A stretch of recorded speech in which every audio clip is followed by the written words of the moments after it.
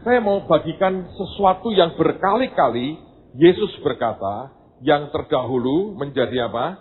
Terkemudian, yang terkemudian jadi apa? Terdahulu.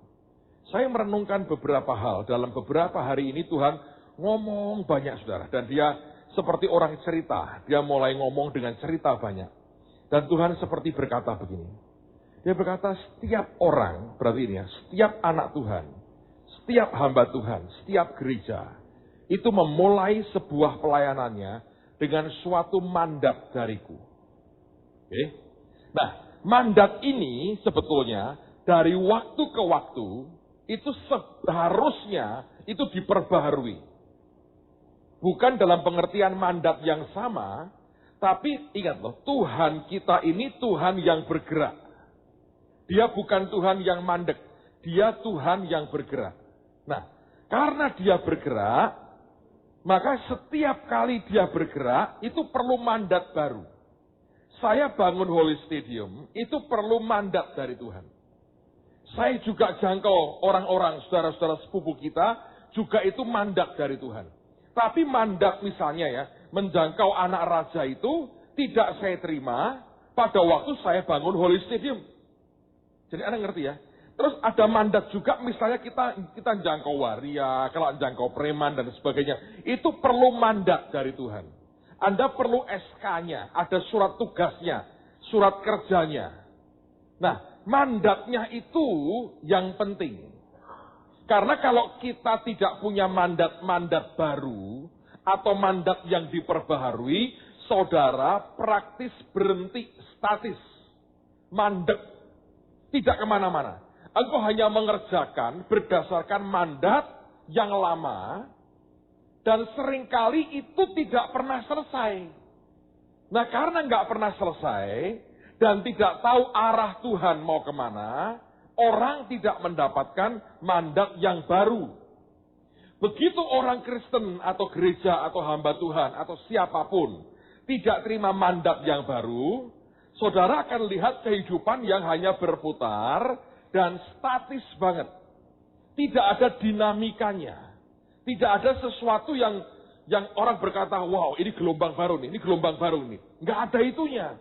Nah, bertahun-tahun akan seperti itu, bahkan puluhan tahun, bahkan ratusan tahun, hanya berputar, berkisar kepada hal-hal yang itu-itu saja. Pak, apakah itu salah? Saya pikir bukan sekedar salah.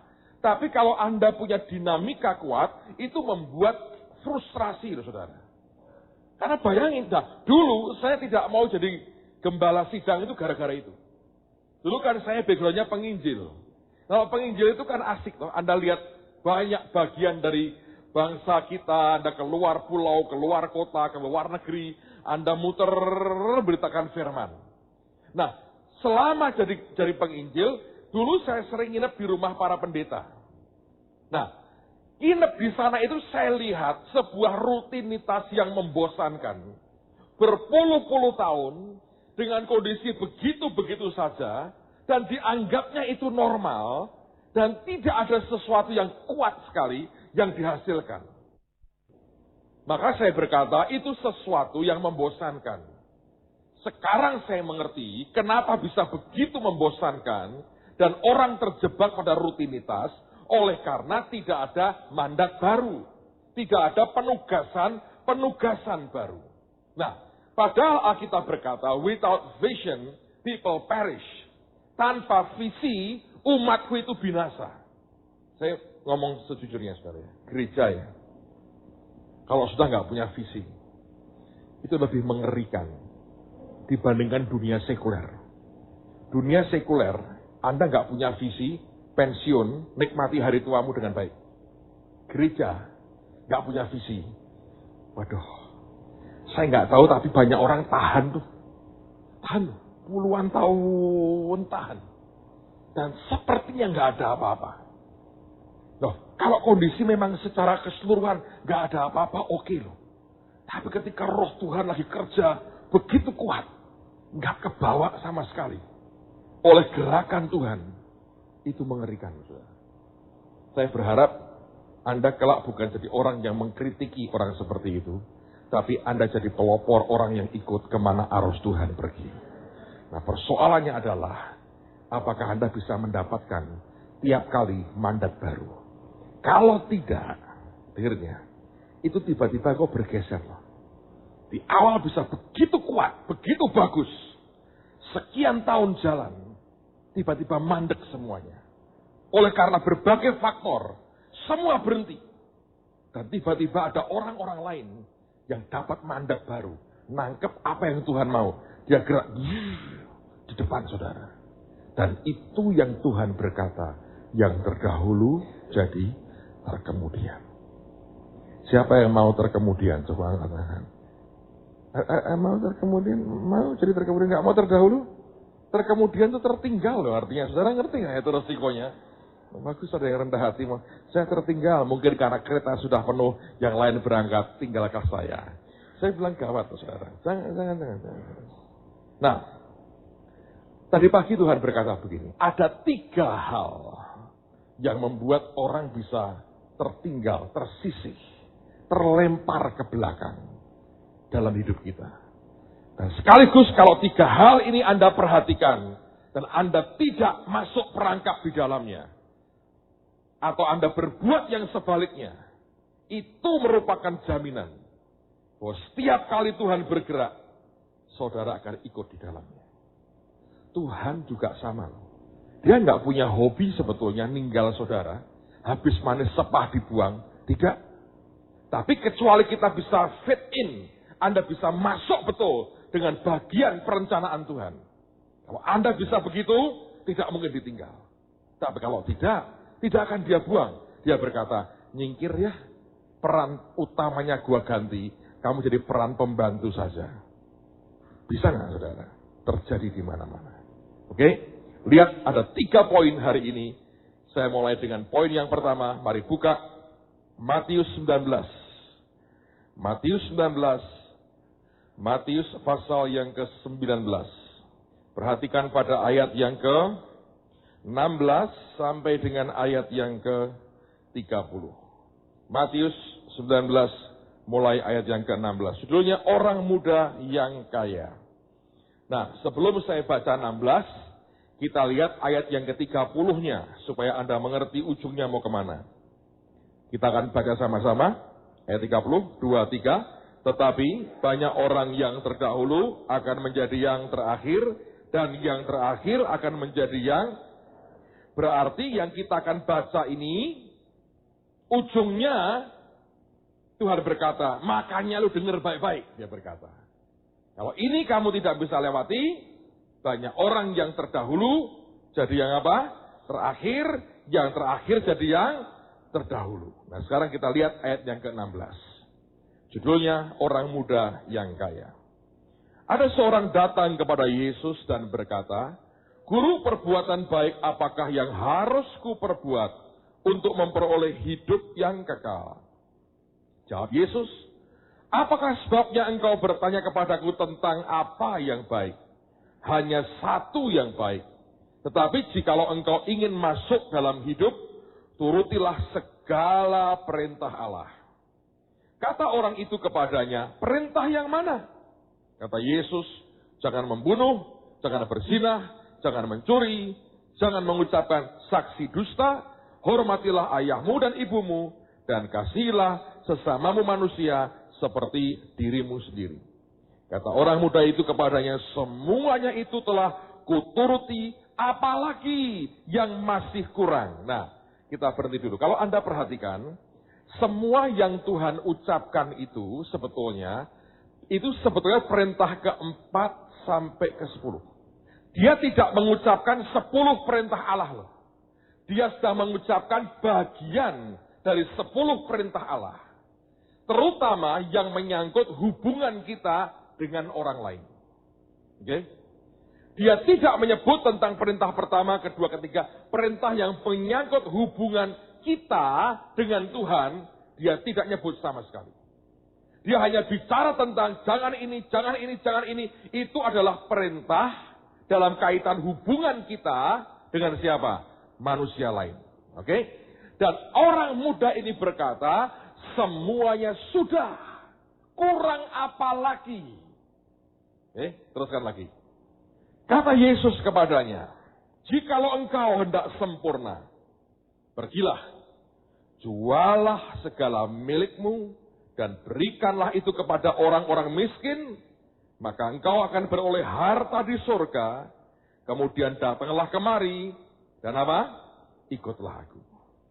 Ketika orang muda itu mendengar perkataan itu, pergilah ia dengan sedih, sebab banyak hartanya. Yesus berkata kepada murid-muridnya, aku berkata kepadamu, sesungguhnya sukar sekali bagi seorang kaya untuk masuk ke dalam apa? Kerajaan surga. Sekali lagi aku berkata kepadamu, lebih mudah seekor onta masuk melalui lubang jarum daripada seorang kaya masuk ke dalam kerajaan Allah. Ketika murid-murid mendengar itu, sangat gemparlah mereka dan berkata, jika demikian, siapakah yang dapat diselamatkan? Yesus memandang mereka dan berkata, bagi manusia hal itu tidak mungkin, tapi bagi Allah segala sesuatu adalah mungkin. Lalu Petrus menjawab dan berkata kepada Yesus, kami ini telah meninggalkan segala sesuatu dan mengikuti engkau. Jadi apakah yang akan kami peroleh? Kata Yesus kepada mereka, aku berkata kepadamu, sesungguhnya pada waktu penciptaan kembali, apabila anak manusia bersemayam di tahta kemuliaannya, kamu yang telah mengikut aku akan duduk juga di atas ke-12 tahta untuk menghakimi 12 suku Israel. Dan setiap orang yang karena namaku meninggalkan rumahnya, saudaranya laki-laki atau saudaranya perempuan, bapak atau ibunya, anak-anak atau ladangnya akan menerima kembali 100 kali lipat dan akan memperoleh hidup yang kekal. Tetapi dia berkata, banyak orang yang terdahulu akan menjadi yang terakhir, dan yang terakhir akan menjadi apa? Yang terdahulu. Nah, sekarang perhatikan baik-baik. Sebetulnya menurut saudara, yang Tuhan perintahkan itu berat atau tidak? Hah? Berat nggak? Siapa berkata berat, Pak? Angkat tangan. Jujur, berat nggak? Angkat tangan. Saya bilang tidak berat, Pak. Angkat tangan. Anda berani betul jual semua milikmu, tidak punya apa-apa, bukan untuk persembahan, bagikan ke orang miskin, terus ikut Tuhan. Bisa? Bisa? Mau? Nanti ada box di situ, lepasin jammu, dompetmu, isi sepatumu, masukin situ semua, nomor bankmu, buku tabunganmu, nomor PIN, semua masukin situ. Telepon orang tuamu, jual motor, jual mobil di rumah, spraymu, jual semua, mama jual semua. Coba, saya mau coba. Susah nggak, saudara? Kalau Anda bilang tidak susah, saya mau lihat. Makanya ketika Tuhan berkata, orang kaya sukar masuk kerajaan surga, geger mereka. Ngomongnya gimana? Iya. Gimana nggak susah, wong gitu permintaannya. Masuk akalnya. Kalau Anda ikut Tuhan ya, nanti makin lama gitu ya. Jujurnya saya berkata, kalau bukan karena anugerah, saudara, ya nggak bisa. Nggak bisa. Bohong kalau Anda bilang, saya bisa Pak. Itu orang yang paling tidak bisa. Siapapun lah. Dia bilang kok, jual semua. Loh ini orang kurang baik apa? Justru karena kesalehan yang dia buat itulah. Dia diberkati dan dia kaya. Ya kan? Tapi memang kalau Anda baca di Markus, sebenarnya Tuhan itu ingin membuat dia tambah kaya. Karena disediakan upah berapa kali lipat? 100 kali lipat. Ya? Tapi kenapa Tuhan ngomong yang seperti itu? Dan terakhirnya nggak enak lagi. Makanya banyak orang nanti yang terdahulu kayak begitu kan hebat begini. Jadi terakhir. Ya orang berkata, iya toh. Nah kalau yang kau minta tidak mungkin dikerjakan, bagaimana kita diajari dari melarat? Ya kan nanti kamu diberkati, ya yang jamin siapa? Ketika duit sudah hilang, nanti kamu diberkati, nah kapan? Entah. Ya kita ngomong realita loh saudara. Tidak ngomong muluk-muluk, sederhana. Saya bilang Tuhan, bagaimanapun kan berat dong. Banyak orang berkata, makanya jangan seperti orang muda yang kaya. Saya berkata, tanpa dia menyerahkan hartanya saja, susah dari orang seperti ini. Betul nggak? Susah loh. Saudara tahu dulu saya bertobat gara-gara apa? Khotbah tentang orang muda yang kaya. Saya datang ke KKR tahun 79 ini, almarhum Pak Damaris dari Bandung, kalau Anda masih ingat. Khotbah ini. Jangan ini, jangan ini, jangan ini, jangan ini. Dan dia tidak melanggar. Anda melanggar tidak apanya? Kayak ditampar muka saya, saudara. Saya bilang, waduh gawat juga ya. Makanya perlu Yesus maju ke depan, nangis terima Tuhan Yesus. Gara-gara khotbah orang mereka ini. Tapi saya mau tunjukkan sebuah poin di sini buat saudara. Kenapa sih Tuhan ngomong begitu? Dengar ya saudara. Bahasa saya sederhana aja. Tuhan ngomong gini, kamu mau tetap di depan, berani gila-gilaan dengan aku. Itu kan gila-gilaan toh. Jual semua. Kalau orang waras, gak bakal tuh. Waras dikit aja, malah kikirnya luar biasa. Ya toh? Orang kalau waras dikit itu kan kikirnya luar biasa. Coba, kalau orang gak gila, lah waras berbuat gila kan gila-gilaan saudara.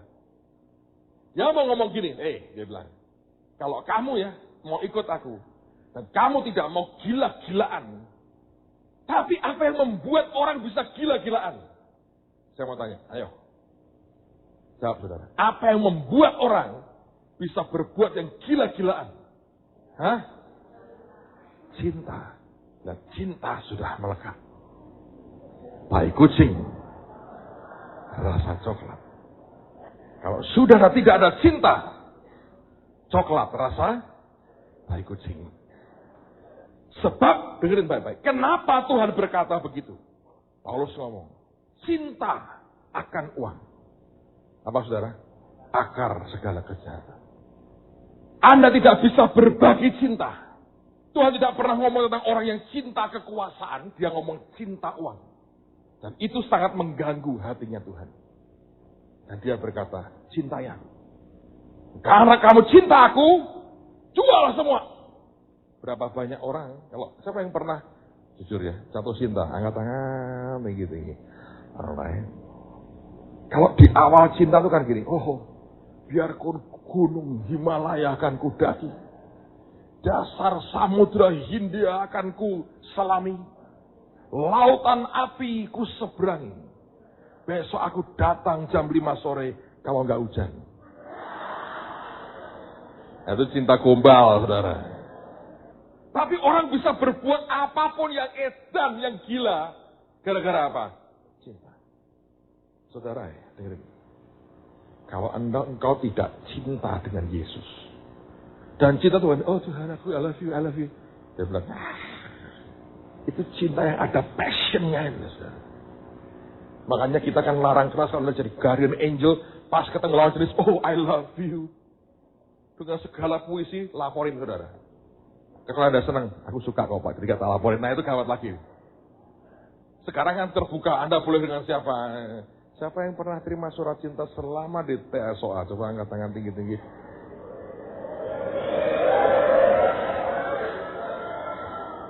Orang yang noleh-noleh itu sebenarnya dia sendiri yang terima sebetulnya.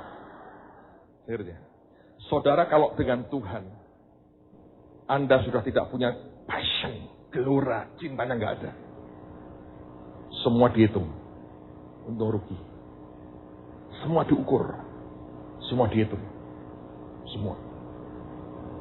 Tapi kalau orang itu sudah jatuh cinta dengan Tuhan, jangan murah.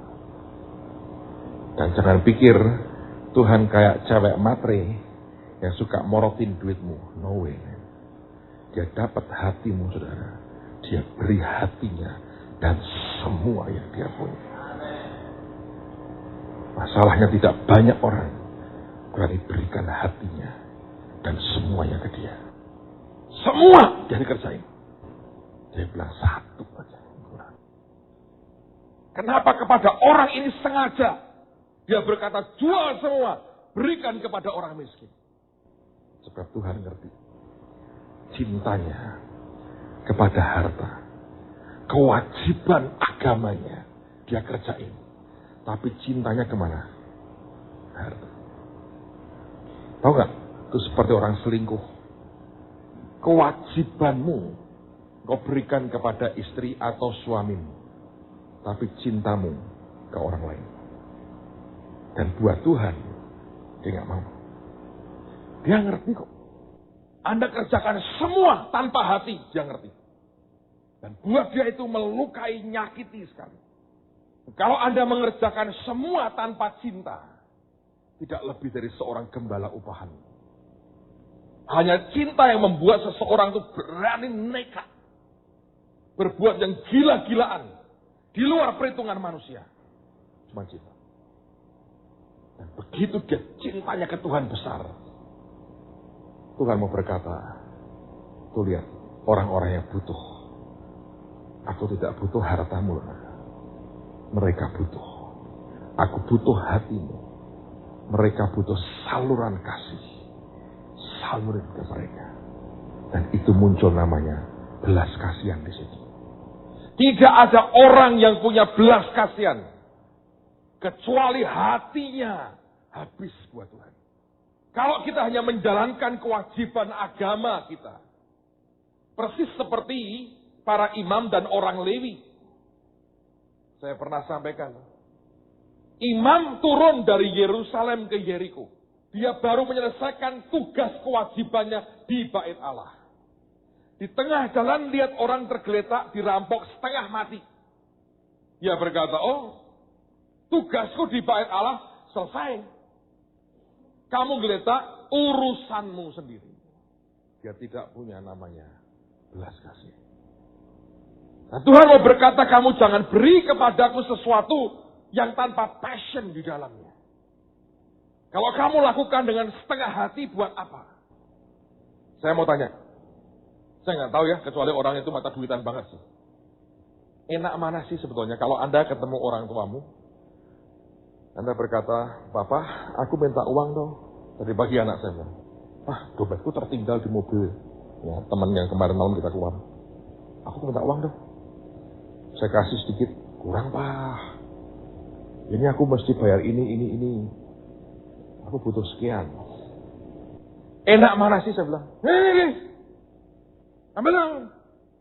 Ambil dong. Oke, saya ambilin. Cukup kan? Enak mana? Yang pertama atau kedua? Jelas. Kenapa?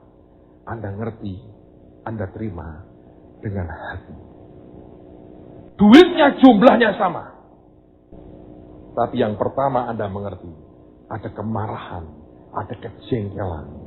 Dan tidak ada hati yang ikut ke situ. Tetap beda.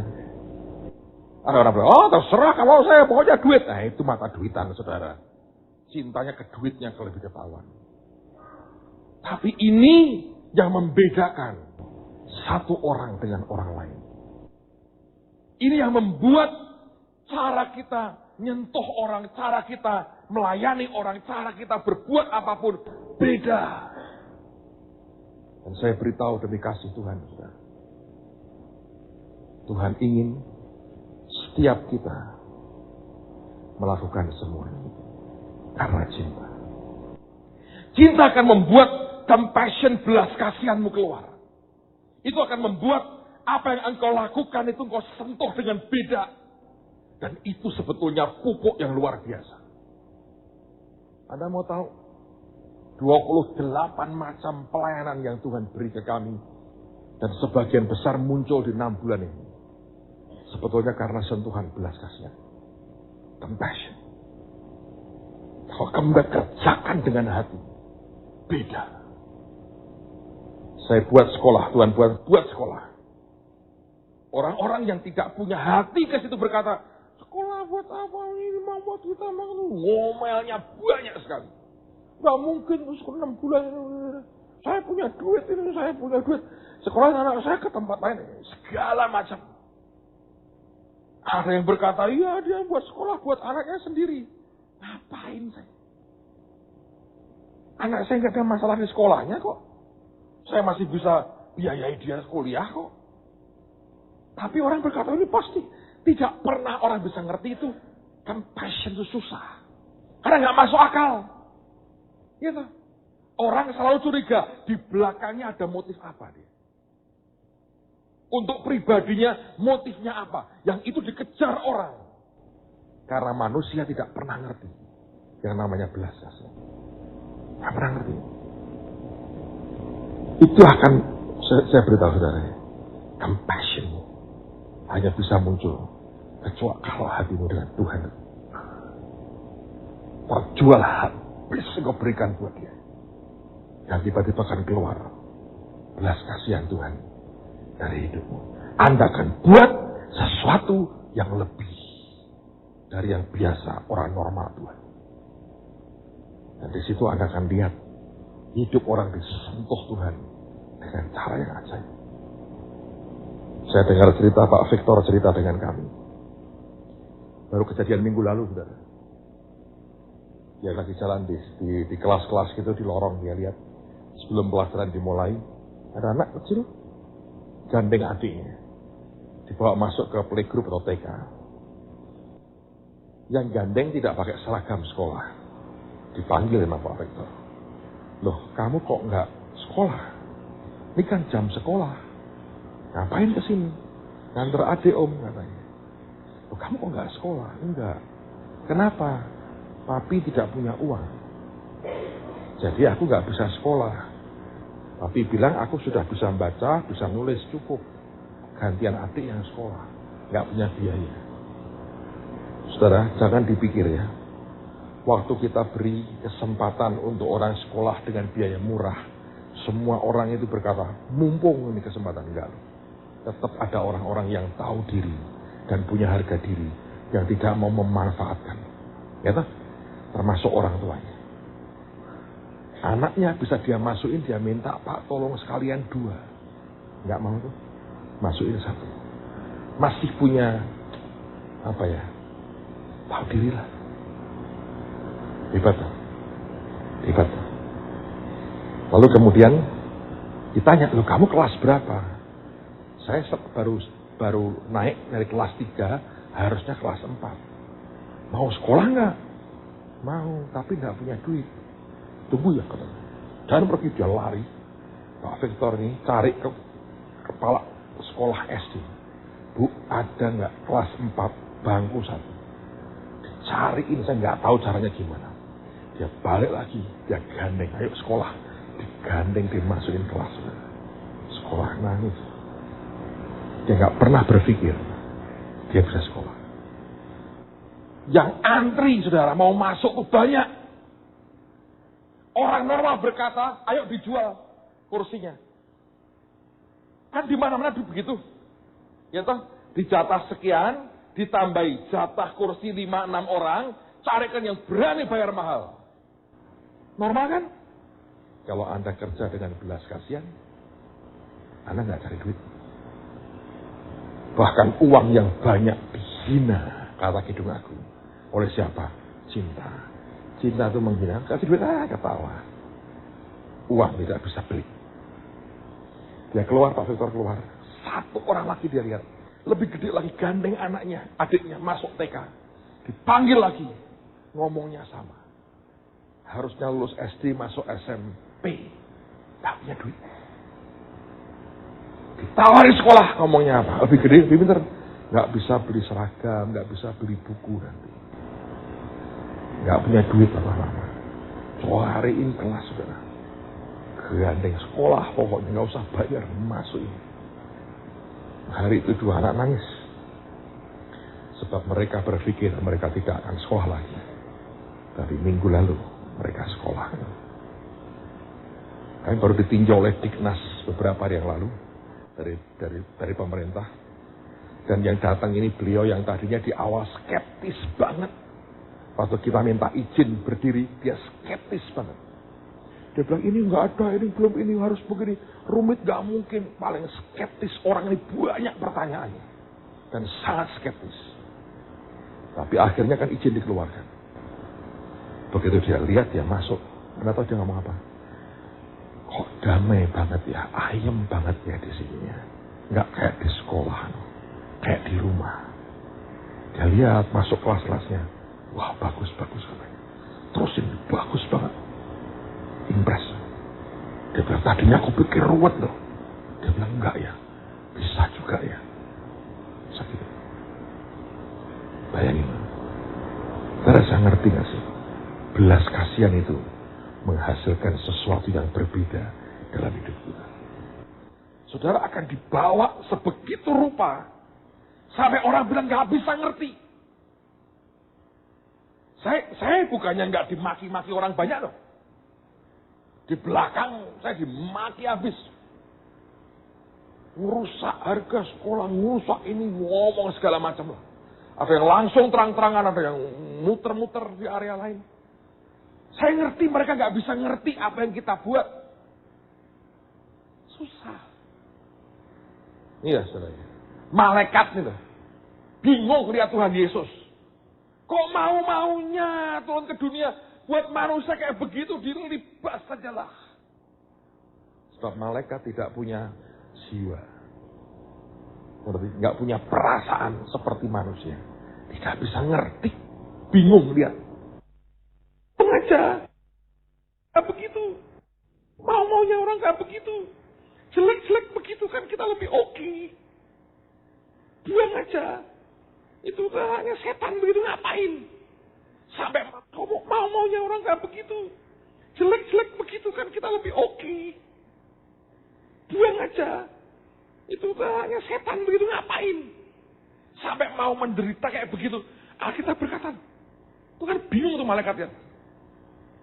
Sebab malaikat tidak tahu namanya belas kasihan. Kalau Anda tahu namanya compassion, caramu ngomong, caramu semuanya beda, saudara.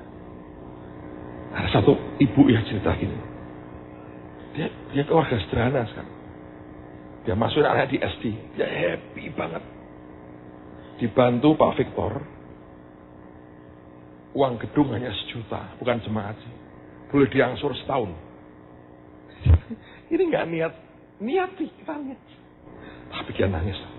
Anda tahu kenapa dia ngomong gini? Saya sama sekolah lain diminta 4 juta terendah. Tidak bisa bayar. Sudah dicari utangan. Dengar yang kita buat. Datang dibantu 1 juta. Gak punya apa-apa. Di rumah TV pun tidak punya. Hanya punya radio kecil. Yang dia dengerin terus bertahun-tahun. Memang dia pasang rema. Dia sering. Nah waktu anaknya sekolah, dia masuk. Tiba-tiba Tuhan ingatkan dia. Masuk SD kelas 1 nih anaknya. Waktu anaknya umur 8 bulan. Dia bermimpi. Saya pegang anak itu. Saya sentuh anak itu. Saya pegang, saya gandeng anak itu. Dan Tuhan ngomong begini. Itu waktu anak umur 8 bulan. Dia mimpi dan Tuhan ngomong begini. Kalau nanti anakmu ini sekolah, di sekolah yang hambaku itu pimpin, itu jalan menuju keberhasilannya.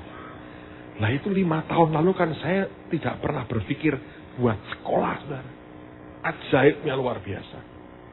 Saya berkali-kali berkata, untung kita ini taat melakukan yang Tuhan perintahkan. Ajaib. Akan membuat Anda berbeda. Akan beda sekali. Kalau itu Anda kuat dalam hidupmu, gelora passionmu kuat, Tuhan bawa engkau kemanapun engkau pasti ngikut, saudara. Dan Tuhan akan membuat engkau diberkati loh. Karena orang muda ini tidak pernah Tuhan mau berkata, lu melarat lu enggak. Dia mau coba berkata, kamu lakukan kewajibanmu, tapi hatimu tidak padaku. Enggak ada gunanya nanti. Kamu hanya melakukan kewajiban agamamu. Tapi engkau tidak pernah punya hati untuk Tuhan. Nggak ada gunanya. Saya baru ngalami sesuatu yang menarik sekali. Beberapa hari yang lalu. Minggu lalu, saudara. Hari Jumat seperti ini. Kamis kan habis pulang dari KKR di Madiun. Jadi Jumat saya ada beberapa urusan. Terus malam itu saya pulang. Anak-anak saya yang perempuan ngomong, Papa tidur dengan kami dong. Pokoknya saya diajak ke atas pengen ngobrol sama Papa, kangen.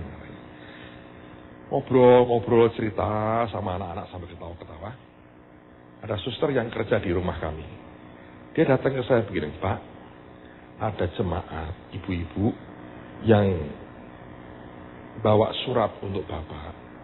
Intinya dia itu kepingin memberikan surprise buat anaknya yang besok berulang tahun. Dia punya anak tunggal, besok ulang tahun ke-18 perempuan.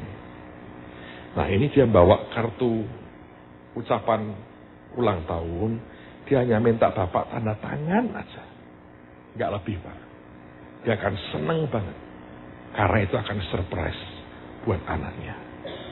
Nah, lalu kemudian saya bilang, oke, saya minta kartunya, saya pinjam ballpoint anak saya mau tanda tangani. Di hati ngomong gini, masa cuma tanda tangan, nggak lucu lah. Saya bilang, Tuhan, aku tulis apa ya?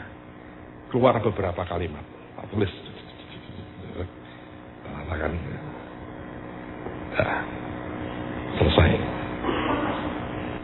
Kenapa dia minta tanda tangan? Mungkin karena tanda tangan saya mirip dengan tanda tangan Tuhan Yesus. Tanda tangan Tuhan Yesus. Siapa yang tidak dapat ini? Ada yang belum dapat? Ada yang belum dapat? Kita lagi cetak ya. Beberapa hari. Harusnya hari ini atau besok jadilah. Nanti Senin kita bagi. Anda harus punya. Anda tahu waktu wanita kedapatan berbuat zina itu dibawa ke Tuhan Yesus kan, Tuhan di duduk berjongkoknya, orat. Dia latihan tanda tangan gitu. Dan keluarnya kayak begini. Tanda tangannya Tuhan Yesus. So ibu ini kepingin saya tanda tangan. Banyak anak-anak saya bilang, Papa ngawur, tanda tangannya Papa enggak, ini Yesus. Saya bilang, kok bisa ya, kan kita kan berteman, saya berkata gitu. Saya godain mereka. Jadi saya tulis beberapa, saya tanda tangan.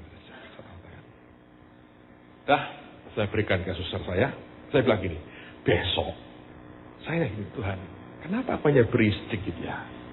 Saya bilang, besok, kalau ibunya itu datang lagi, mintain nomor handphone anaknya. Saya mau telepon. Kalau mau kaget, biar kaget sekalian. Saya beri kejutan ganda. Wah. Terus saya bilang, waduh dia pasti happy Pak. Yes, pokoknya aku minta ini nomor handphonenya. Besok pagi-pagi jam 6 kali saudara. Sudah di rumah. Dikasih ke suster, nangis di depan. Saya nggak tahu. Saya lagi saat teduh sambil minum kopi. Saat teduh saya sambil minum kopi baca lagi. Jangan ikut-ikutan.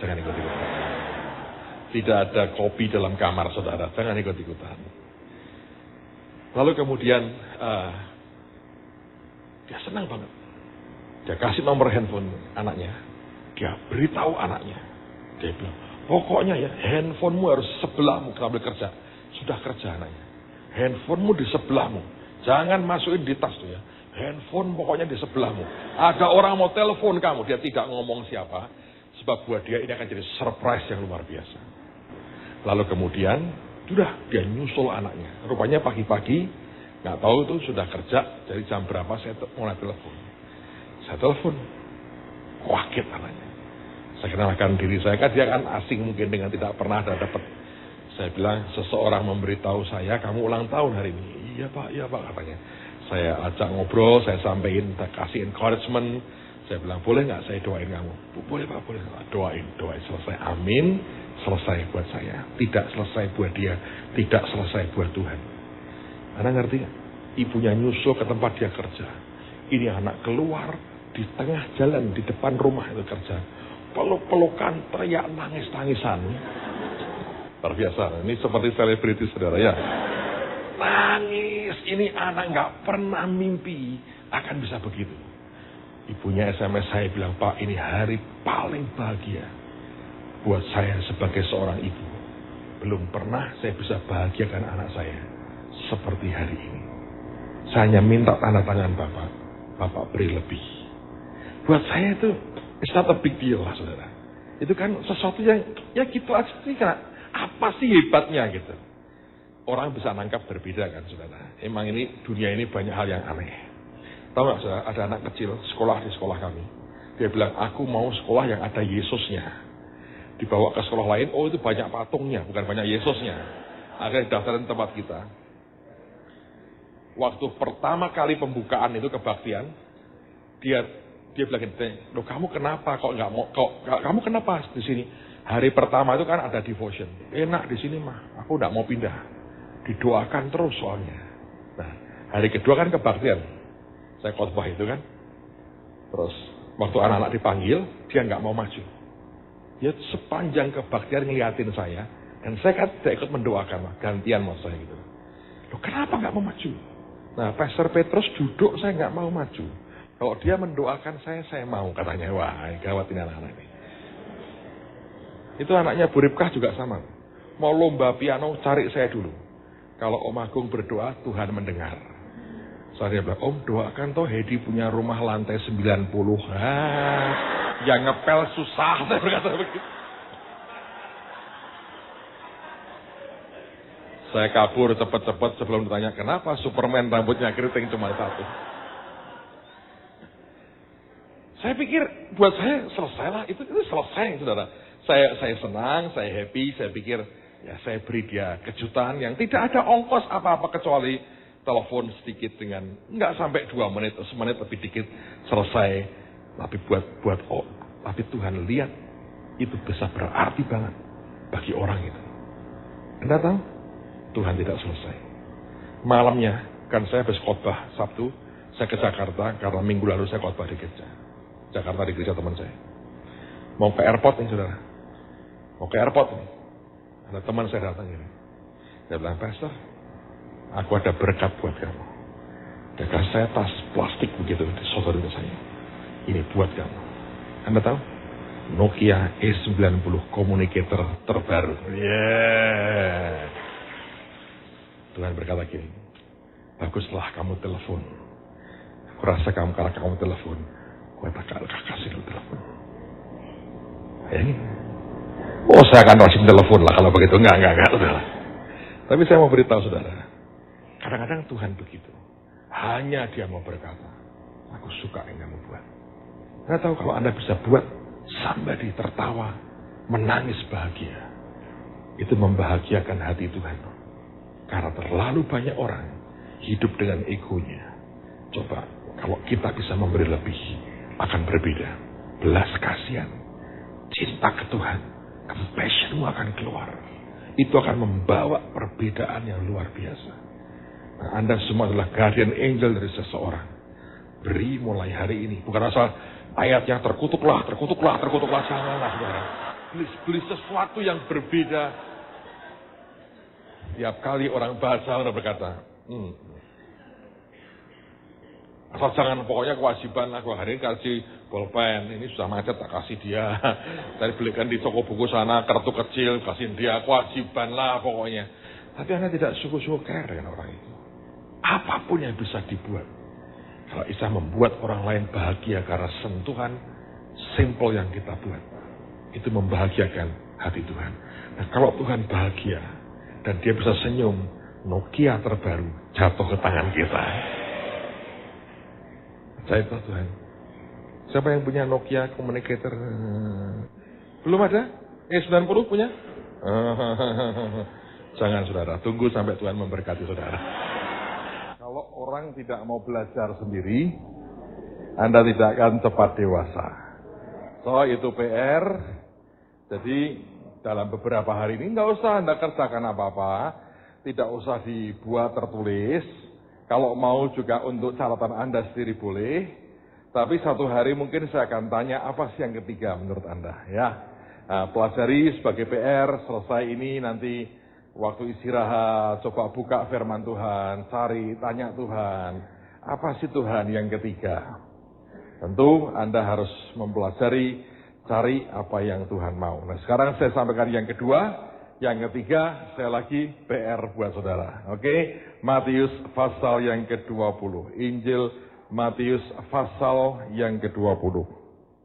Kita akan baca mulai ayat yang pertama sampai dengan ayat yang ke-16. Dan saya mau ajak Anda lihat dulu pada ayat yang ke-16. Sebagaimana tadi kita lihat pada ayat yang terakhir. Supaya tahu bahwa ujung dari semua pembicaraan itu mengarah kepada apa yang Tuhan katakan sebagai berikut. Matius 20, 16 kita baca sama-sama. 2, 3. Demikianlah orang yang terakhir akan menjadi yang terdahulu. Yang terdahulu akan menjadi. Kalau Anda memperhatikan ada satu statement perkataan yang Tuhan ucapkan. Itu sudah penting sekali. Sekali Tuhan bicara penting.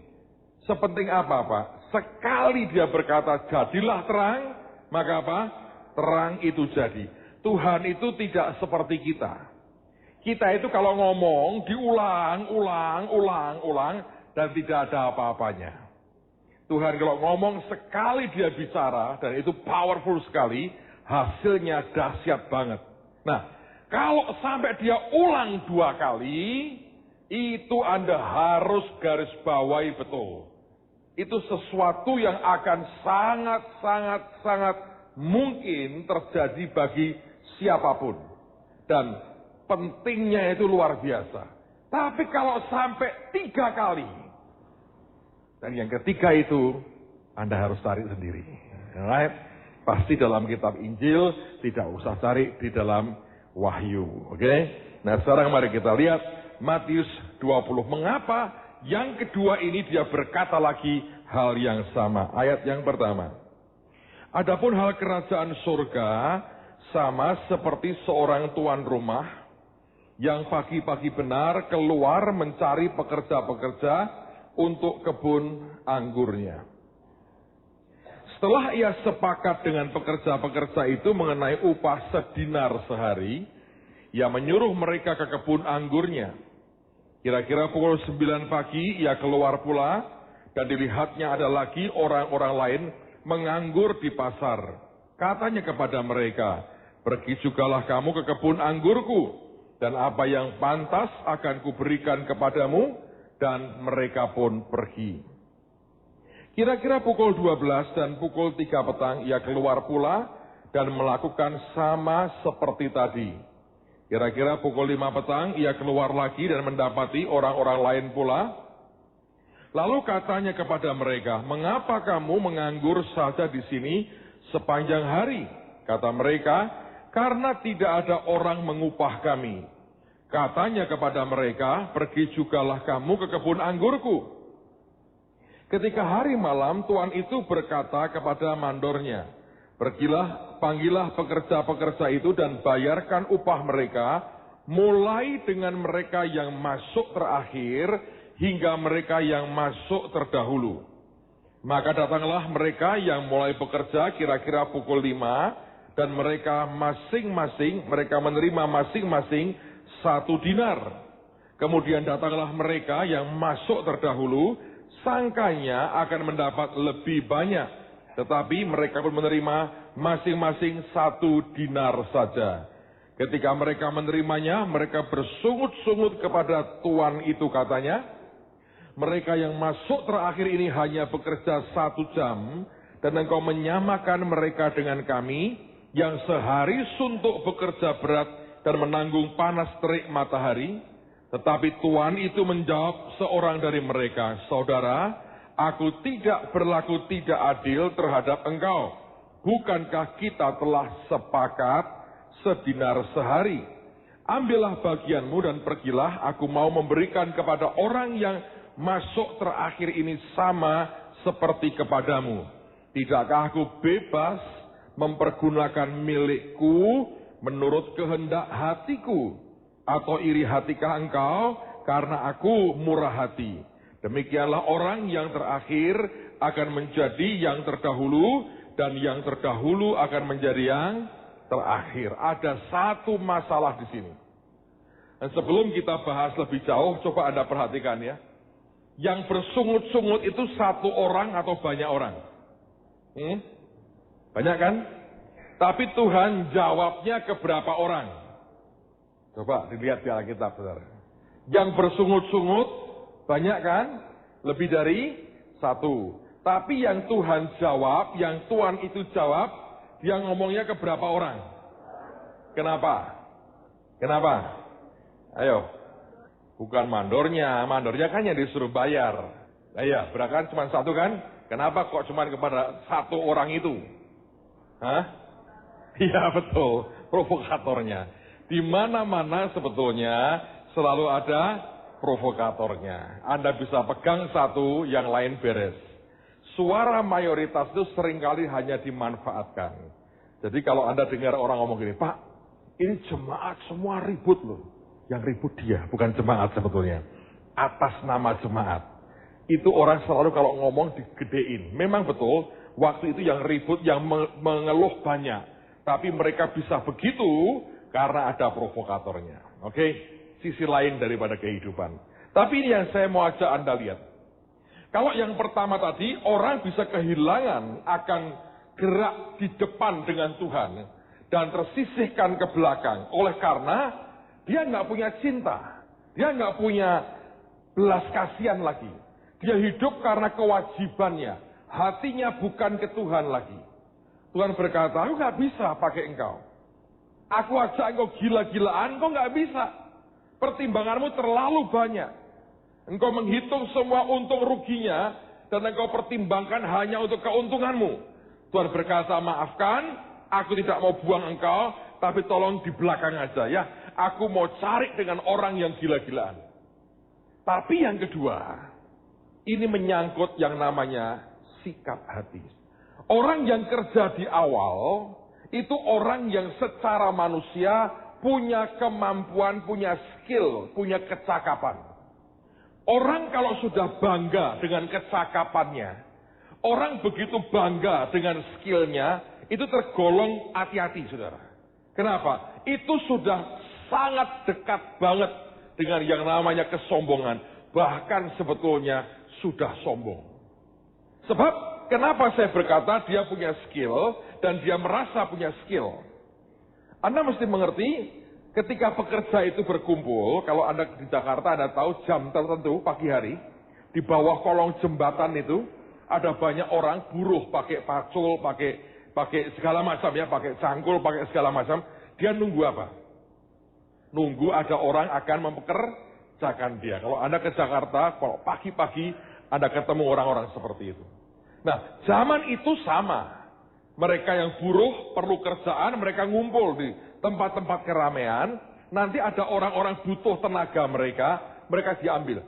Biasanya, orang yang diambil pertama adalah orang yang punya kecakapan tertentu. Karena itu, dia punya yang namanya bargaining power, atau kekuatan untuk menawar. Semakin Anda mengerti bahwa engkau punya skill, kemampuan yang tinggi, semakin Anda akan berani minta gaji berapa. Semakin Anda sadar tidak bisa apa-apa, semakin bahkan tidak berani minta apa-apa. Ya, sederhana banget analoginya. Nah, kelompok pertama ini orang-orang yang ngerti menurut dia, aku punya kecakapan, aku punya skill. Dan memang secara manusia tidak terbantahkan. Dia memang punya sesuatu. Nah, ini masalahnya. Ketika dia punya skill, dia punya keterampilan, dia ngerti aku bisa, dia berkata aku mampu, dengan Tuhan, tanpa sadar juga begitu. Aku ini bisa berbuat sesuatu loh. Aku ini punya ketakapan loh. Aku punya keterampilan, aku punya pengetahuan, aku punya pengalaman. Lalu wujudnya, dia berkata aku punya bargaining power.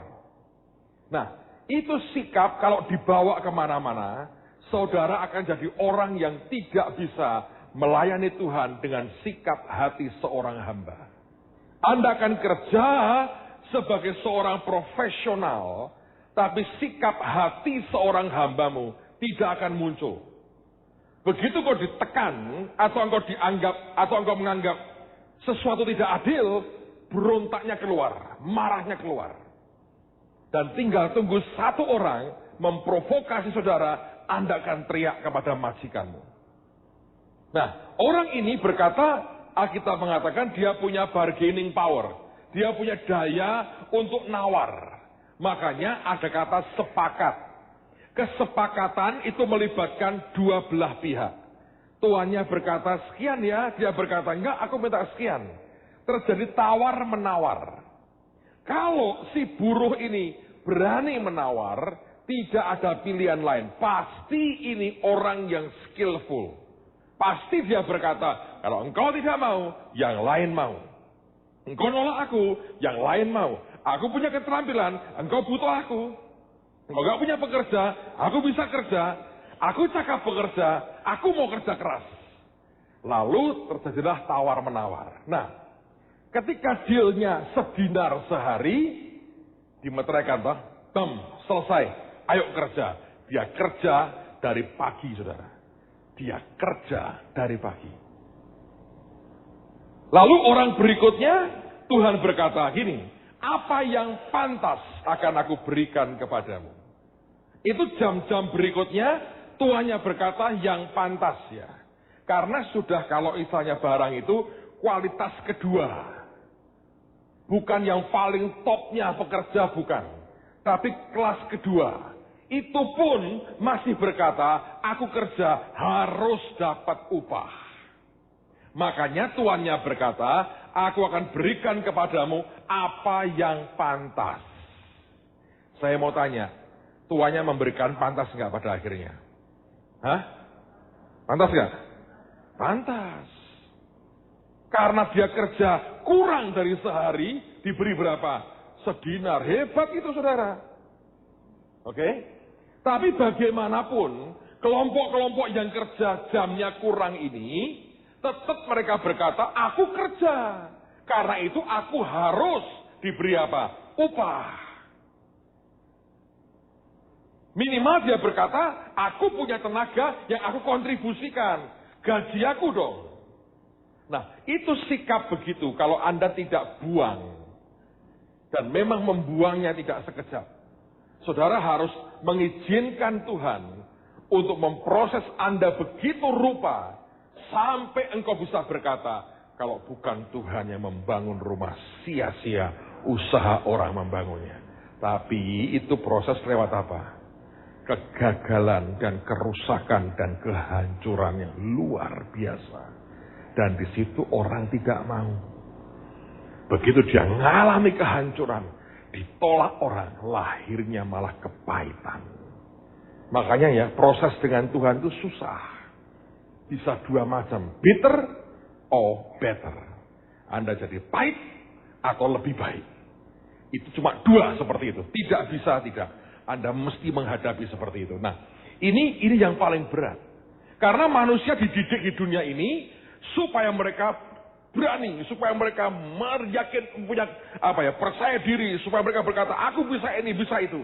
Tapi kenyataannya dengan Tuhan kebalikannya.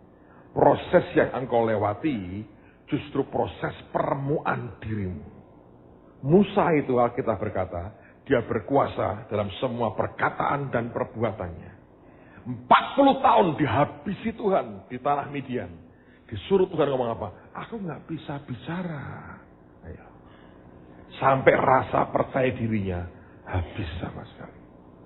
Dan ini proses yang orang terus terang ini tahu di teorinya.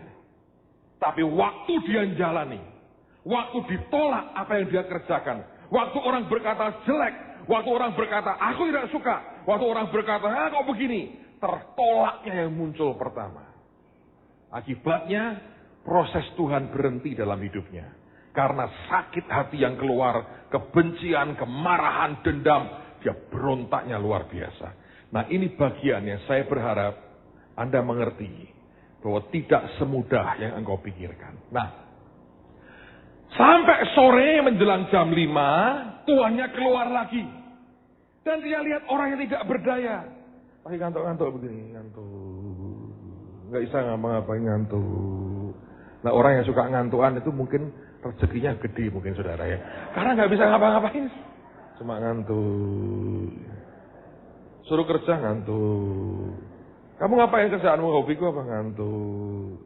Tapi Alkitab berkata tidur. Sebentar lagi aku bangun tidur lagi. Tiba-tiba melarat juga. Ini orang nunggu. Tidak ada orang mempekerjakan dia. Anda bisa bayangkan itu lagi di pasar duduk sambil ngantuk. Ada apa? Pelajaran ya? Oh, iya. Kamu kok gitu ya? Karena aku termasuk golongan terakhir. Nggak bisa ngapa-ngapain, ngantuk. Aku ngantuk. Anda tahu ada yang begitu? Dalam banyak hal, saya harap di sini. Saya beri izin Anda untuk siwit orang yang ngantuk di sebelahmu berkata bertobat. Karena jangan siwit, saudara. Gambar. Bukan gambar, saudara. Dibelai. Hah? Pakai kaki maksud saya. Enggak. So, nah orang yang sadar nih ya, itu kalau durian itu yang level ketiga, yang keempat, yang jelek itu, nggak ada orang mau. Setelah jam 5 tidak ada harapan lagi. Nggak mungkin ada orang mempekerjakan aku. Tuannya datang berkata, kerja. Kali yang terakhir dia tidak ngomong upah sama sekali. Sebab dia tidak punya nyali untuk mempertanyakan haknya. Sudah diangkat jadi pekerja saja. Dia berkata gini sepertinya, sudah baik toh. Daripada pengangguran, tapi kerja nih. Mau gak digaji, mau dikasih makan toh. Sudah baik. Tinggal sejam. Zaman itu tidak ada lampu sorot sehingga di kebun anggur tidak ada overtime. Atau lembur itu nggak ada, saudara. Jam 6 selesai. Ini jam 5 dibawa masuk. Dia berkata, baca Alkitab. Tidak ada omongan soal upah sama sekali. Tidak ada ngungkit haknya sama sekali. Tidak ada. Dan itu yang Tuhan suka. Tapi untuk membuat orang punya itu sendiri, gak mungkin, saudara. Sebab orang paling ngerti soal hak. Dan orang tidak banyak tahu soal kewajiban. Perempuan aja kalau pakai sepatu, pakai hak atau kewajiban, saudara? Hak. Tinggi pula, ya toh? Kalau haknya tinggi, dia begini. Kan gak ada toh? Pakai apa kamu? Kewajiban tinggi, gak ada. Pakai hak tinggi. Jadi kalau Anda pesta, Anda lagi pakai, saya pakai hak saya. Buat apa? Satu, buat saya kelihatan lebih tinggi. Kedua, buat kalau dirampok, ini senjata bagus buat memukul kepala perampok. Tapi saya mau berkata begini, saudara. Setiap orang ketika setiap kali Anda keluar hak sana, hak saya, hak saya. Saya lihat dalam pelayanan, saudara, di mana-mana di seluruh dunia saya lihat. Orang yang selalu nuntut haknya, hati hambanya nggak ada. Orang yang selalu berkata, aku tidak puas dengan ini. Mau begini, aku minta gini, aku enggak. Kadang-kadang kita harus berkata, Tuhan, proses aku. Nah, semakin Anda punya hati hamba, semakin Tuhan akan menempatkan kau di depan. Karena begitu kau lari di depan dengan Tuhan, kemuliaannya itu luar biasa. Dan hanya orang yang punya hati hamba akan dipercayai Tuhan begitu rupa. Kok bisa? Sebab orang dengan hati hamba tidak akan mencuri kemuliaan Tuhan. Berat loh, saudara. Hati hamba itu berat. Sampai Anda tidak punya hak sama sekali. Saya waktu ke Jawa Timur, naik mobil dengan Pak Ardian. The best dari Pak Ardian itu diantaranya, kalau Anda ikut dengan dia, di dalamnya ada wisata kuliner, saudara. Dia tahu tempat makan. Dia tahu tempat makan. Yang masuk pasar, belok sedikit, naik sedikit, turun lagi, dia tahu, saudara. Nyeberangi selokan-selokan tempat makan, dia tahu. Kalau dia pas ngajar, tanya, Pak, saya mau ke sini, tempat makan yang enak di mana? Dia paling ngerti, saudara. Ini punya keahlian. Kita seringkali beri nama dia Andreas. Di Alkitab, Andreas yang menemukan 5 roti dan 2 ikan, siapa yang nemu? Andreas, saudara. Itu urapan Andreas di atas beliau. Tapi hari itu kami bukannya cari makan. Makan juga, saudara. Makan juga. Tetap itu harus. Itu sudah hukum agamanya, hukum ke-11 siapa Pak Ardian. Dia bawa DVD anaknya. Anda boleh nonton juga itu. Namanya, judulnya Ivan Almighty. Ivan si perkasa. Saya mau cerita Ivan Almighty. Kalau Anda nanti dapat DVD-nya, nontonlah. Ini orang anggota Kongres Amerika. Didatangi sama Tuhan. Disuruh bangun bahtera. Saya mau kasih Pak Yusak nonton film ini. Membangun dan masuk bahtera. Ini film gila gendeng menurut saya. Tapi ketika saya nonton saya berkata, iya. Tuhan seringkali bawa kita begitu. Saudara ngerti bahwa orang ini anggota Kongres Amerika didatangi Tuhan. Dia bilang gini, Ivan, kamu harus bangun bahtera. Dikasih desainnya. Keluar tuh dia dapat ayat terus yang kejadian suruh bangunlah bahtera itu muncul terus pokoknya di hidupnya dia. Dia bilang nggak mau. Dan Tuhan yang ngilang dia bingung, wah ini gila lah. Didatangi Tuhan berkali-kali. Pokoknya kamu harus bangun bahtera. tanggal kalau nggak salah nih 22 September akan ada banjir besar di daerah ini. Kalau kamu bangun bahtera, kamu akan selamatkan banyak orang. Kalau kamu tidak bangun bahtera, banyak orang akan mati. Pokoknya kamu harus bangun bahtera. Nah, dia nggak mau, saudara. Tuhan kirim, Anda tahu siapa? Binatang. Berpasang-pasangan datang ke dia. Sampai tobat, saudara. Burung ngikuti dia, semua binatang berpasang-pasangan ikut dia. Dan tiba-tiba di depan halaman rumahnya itu, ada tumpuan kayu. Tiba-tiba ada sales penjual rumah datang ke dia, bilang thank you ya, kamu telah membeli tanah di sebelah dan telah kamu bayar kontan. Dia kaget, aku nggak beli tanah. Ternyata Tuhan yang beliin tanah buat dia, sehingga dia punya tanah gede itu untuk membangun bahtera. Nah, itu sampai saudara ya, lama-lama keluar itu jenggotnya, rambutnya jadi panjang. Tiap dicukur begini, dia tutup mata, dia buka, keluar lagi. Tiap kali begitu keluar lagi, rambutnya panjang, mirip Nabi Nuh, saudara. Saya bilang ini film gendeng betul, tapi sebetulnya ini bagus kalau Anda lihat itu. Anda bisa ngerti mau gila-gilaan nonton Ivan Almighty. Kapan-kapan ya, tak pinjemin ke Pak Ardian DVD-nya, nonton rame-rame bioskop malam di sini sambil makan jagung. Minta Pak Pasto ingetin Pak Ardian pinjem Ivan Almighty, putar di sini malam-malam. Anda akan lihat ini orang gila, aku bilang Tuhan. Tapi saya ketawa sih, saya bilang. Dalam pengertian tertentu Tuhan kadang-kadang begitu. Sampai kemudian diberi Tuhan jubah, dia nggak mau pakai. Dia nggak mau pakai baju yang dia pakai, jatuh semua dari badannya, telanjang. Dia nggak punya pilihan, dia harus pakai jubah. Pidato di kongres, tiba-tiba melorot semua jubahnya yang keluar. Itu kata, sampai rambutnya jadi putih, persis Nabi Nuh, saudara. Istrinya nggak bisa terima, anak-anaknya juga. Dia ngomong gini istrinya, aku harus pergi. Dia bilang, aku mau minta kembali suamiku dan ayah dari anak-anakku. Kok dapatnya Nabi Nuh dalam rumah, kan gila. Ditinggal pergi loh. Dia membangun bahtera sendiri. Sebab gak ada pilihan. Satu hari, pas istrinya minggat itu ya, lagi berdiri di restoran, TV Amerika memberitakan anggota kongres orang gila bangun bahtera di rumahnya. Dijadikan bahan tertawaan semua orang di tempat itu. Anak-anaknya laki 3, dibuat laki 3 memang persis namanya. Dia marah, mereka berkata gini, bapak gua dibeginiin. Berkata, ayo pulang. Istrinya berkata, ya udahlah nuruti anak-anaknya.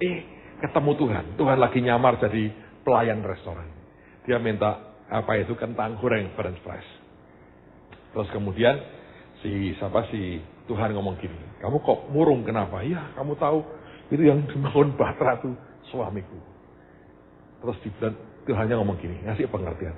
Loh kamu ini selama ini doamu apa sih dengan Tuhan?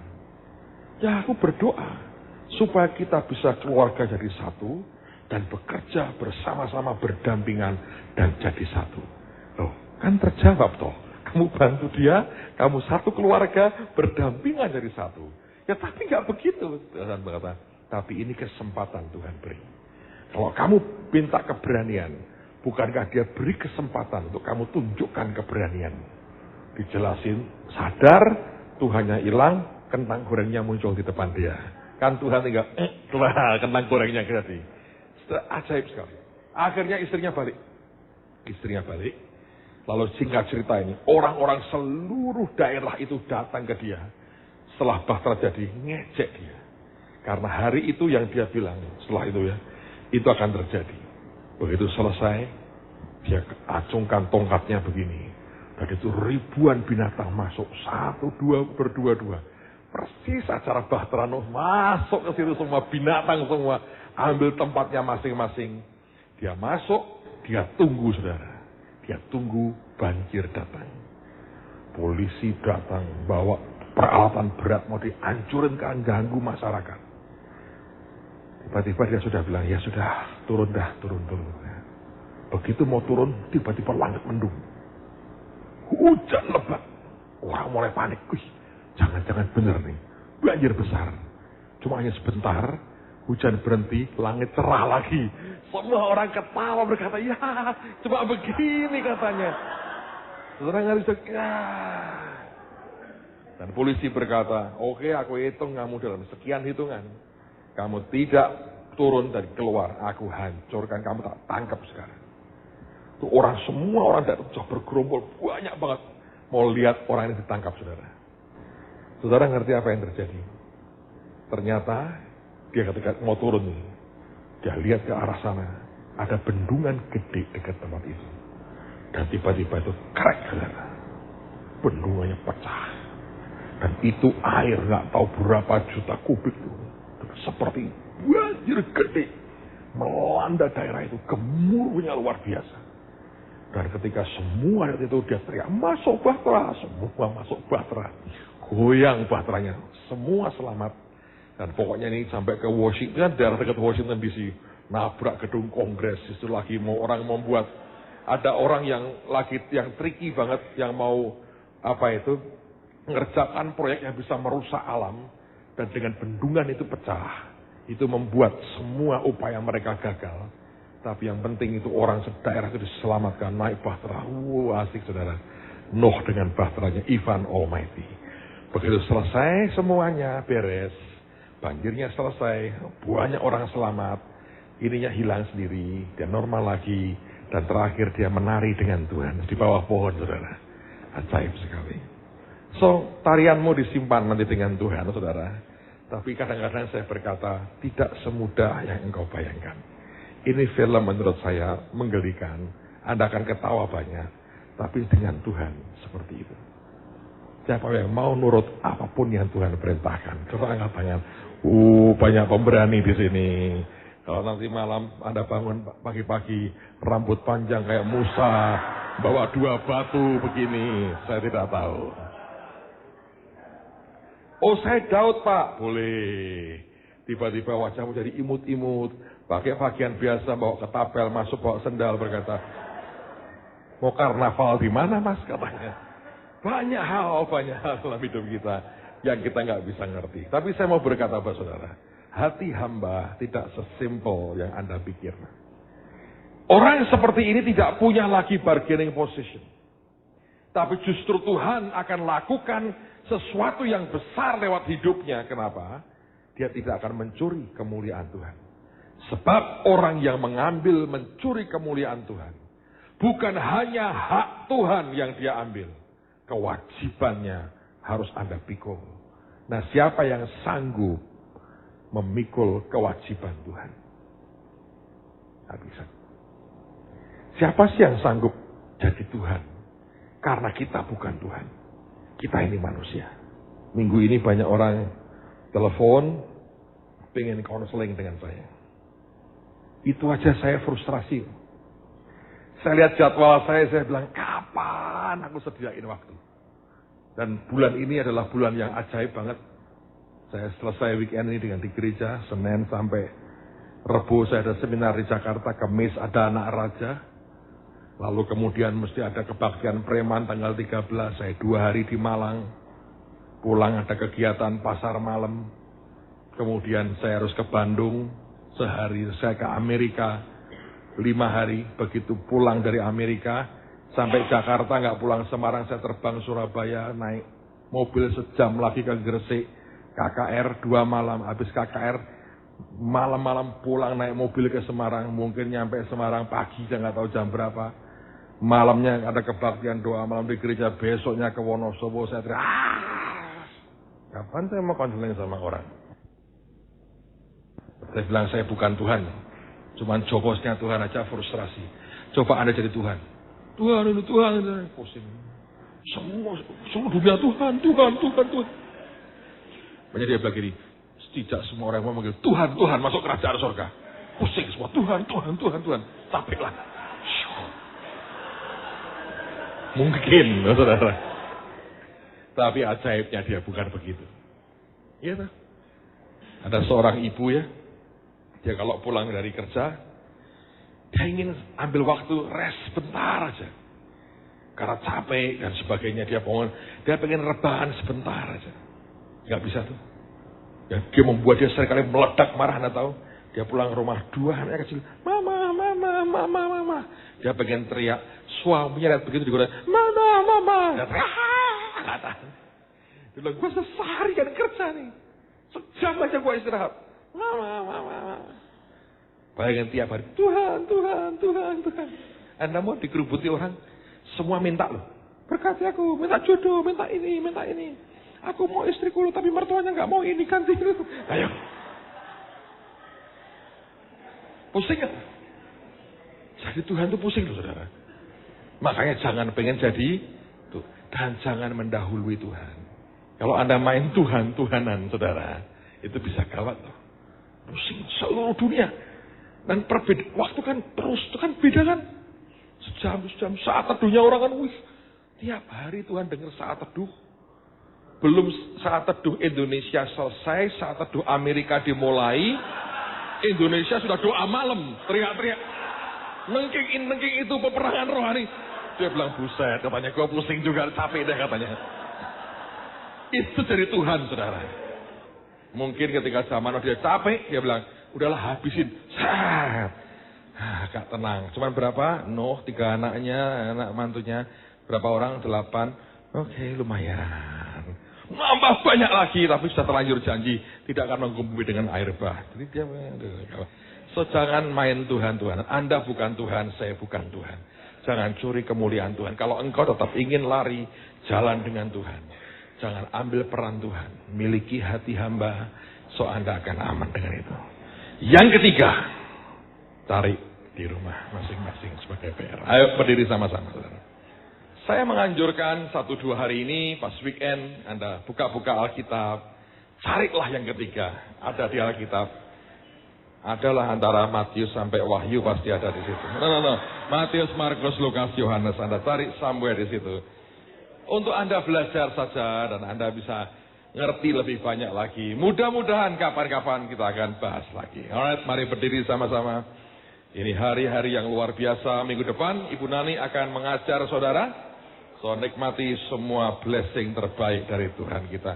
Kau Allah yang besar, ajaib dan mulia. Mari Pak Hasto. Dari semua angkat tangan. Ajaib dan mulia, Kau Yesus yang selalu membuat terpesona.